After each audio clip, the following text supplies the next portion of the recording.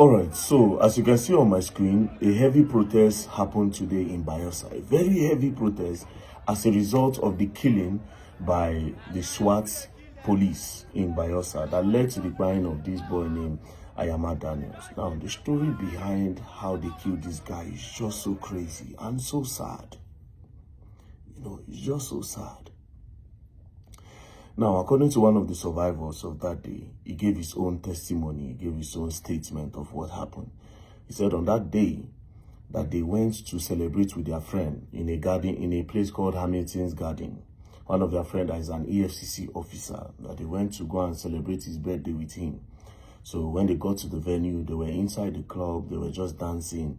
And the celebrants, the EFCC officer, two other officers, and one civilian, they went outside.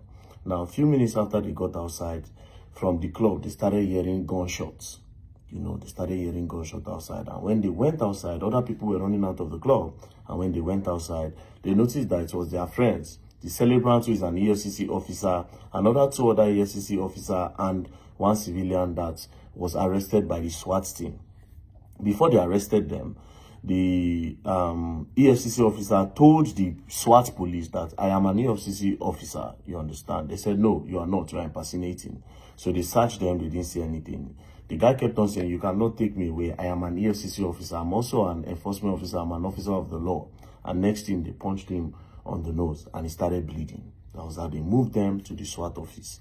On reaching the SWAT office, they started carrying out their investigations to be sure that, okay, is this guy truly an EFCC officer? At the end of the day, after much beating, they are beating them up, they now discovered that truly the guy was an EFCC officer and the two other persons. So immediately, the Oga of the SWAT started apologizing to the EFCC officer.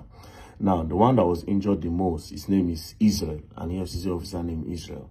So when the Oga was apologizing, he said no, that he's going to see to it that those SWAT officers that harassed them, that beats them up, that they will leave the job. He will file a petition and he will make sure he takes it to the IG of the police so that they can see to it that those people leave the job because they are irresponsible officers.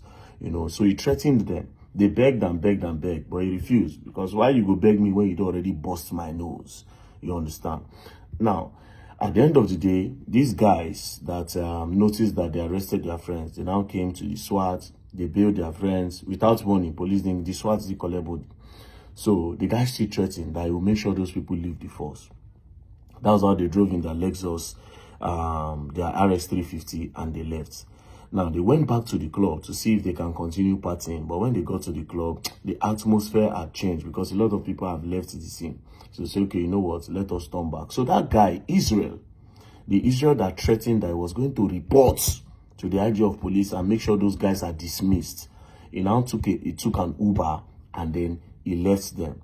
So this guy, Daniel, wearing the same color of shirt with Israel that threatened the police to go and report to the IG so that they will be dismissed. They were wearing the same shirt. So when the guy alighted, that was how Ayama Daniels now went to go and sit down where Israel was sitting. The both of them were wearing red shirts. Now, they now turned back. While they were going back home, one of them said he was hungry, you know, that he needed to buy food.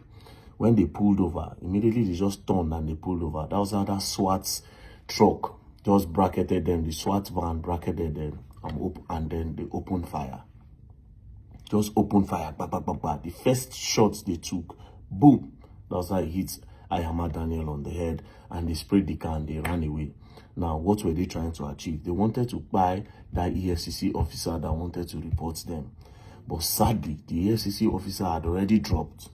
And they now went to go and take Ayama Daniels. And that's how Ayama Daniels lost his life.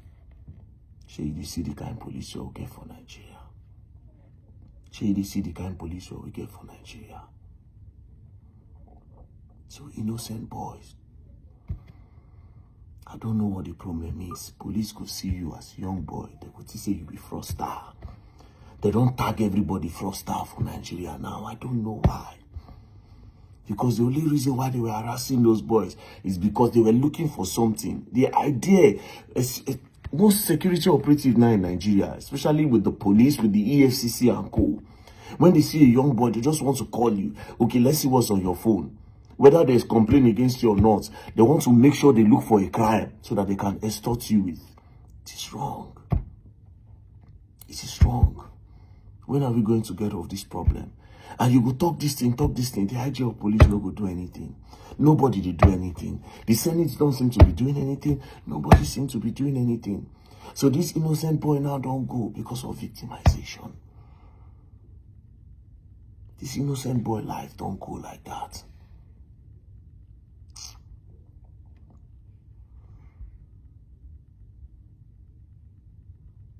And next thing now, the sad part of everything, they say, these guys now, where they go carry out this act. Instead of me police dismiss them, you know what they will do? They go carry them go another division. That's what they usually do sometimes. They will carry and go another division. They'll carry and go another division.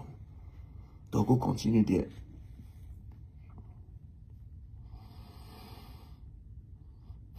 For the past how many days now for Nigeria, people just say police brutality. Just few days ago, NSAS was also trending. Different parts of the, especially in the Niger Delta. Now, Niger Delta, now police don't buy people pass for the whole country. Niger Delta region. Because they don't tag almost all the boys there. Fraudsters. There's no police. Sambisa Forest, they there. Insecurity, they happen for the north. The police, where they don't push, go Niger Delta region. You know, they're anywhere else for Nigeria. You know, they're anywhere else for Nigeria.